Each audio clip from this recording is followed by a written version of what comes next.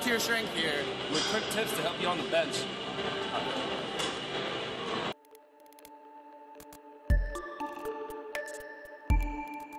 Andrew here with another quick tip on forearm position for the bench press. We're going to start things off with the forearms a little too far out. I placed green marker lines, guidelines, so that you could see where the bar path should be. I placed them around the elbows because, roughly speaking, you want your wrist directly above your elbows, creating this straight parallel bar path so it goes straight up into the air. In this example, where the hands are a little too far out, you're wasting your energy pressing outside of the bar. You're coming out.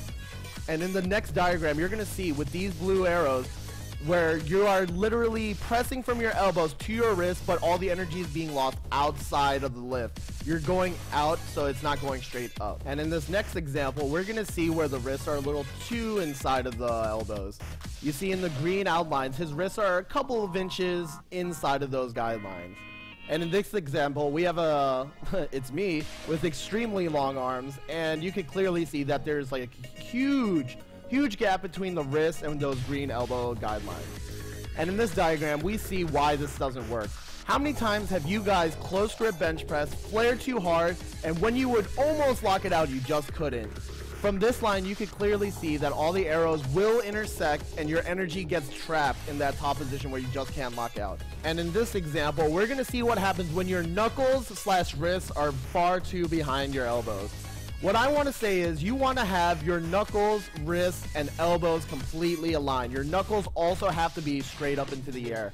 You can't have your wrists back like this, because what happens is all the weight is going to go bearing down behind your forearm, and when you press, it's still going to be moving down. You're actually compounding all the negative effects of doing this type of lift.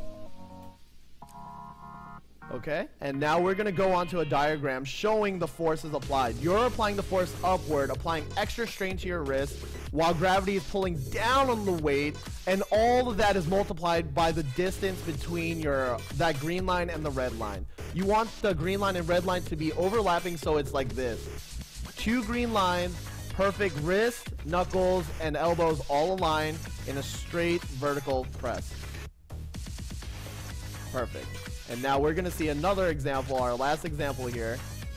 Remember, guys, you want your vertical forearms, the knuckles, wrists, and elbows. You want those to be vertical during the lift itself. When you're going down for the negative and up for the positive, depending on the length of your arms, it's going to look a little wide at the top or a little narrow at the top.